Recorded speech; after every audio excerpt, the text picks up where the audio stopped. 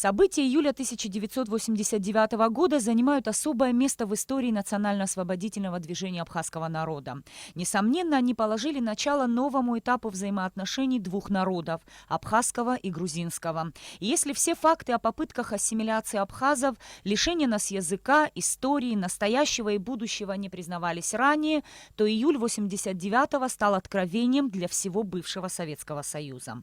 Тогда предлогом для очередного витка межнационального напряжения грузины сделали университет. Они пытались создать отдельный от Абхазского госуниверситета филиал, который напрямую подчинялся бы Тбилиси. Все это было необходимо для того, чтобы заселить Абхазию еще большим количеством лиц грузинской национальности. Но если не проявили бы люди мужество, самоотверженность, некому было бы оружие давать.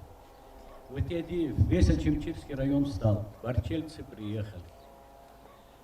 Пули под утро летели над городом Ачимчира, но народ не испугался, не разбежался.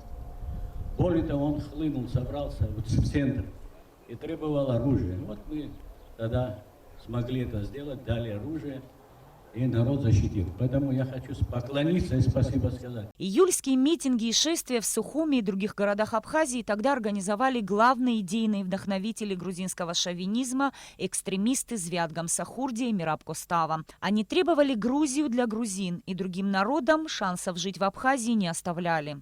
Подогревая ненависть грузин ко всем остальным жителям нашей республики, они перешли от слов к делу. 15 июля различные бандформирования совершили вооруженный набег на Сухум, который позднее сами прозвали крестовым походом.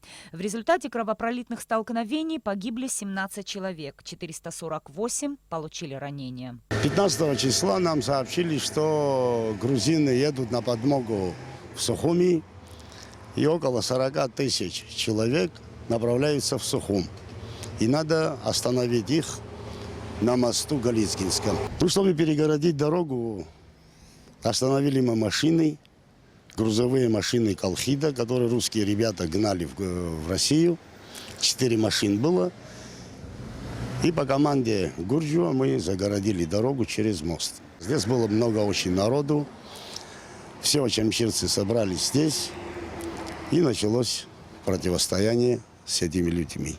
Сегодня очевиден исторический смысл и значение событий июля 1989-го. Они дали импульс для консолидации народов Северного Кавказа и Абхазии. Стал громче звучать голос Народного форума Айтгалара. Уже в августе в Сухуми состоялся первый съезд Ассамблеи горских народов Кавказа.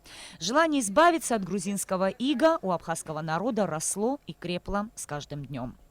Нисфа Аршбаля Скорсай, Анатолий Малания, Абхазское телевидение.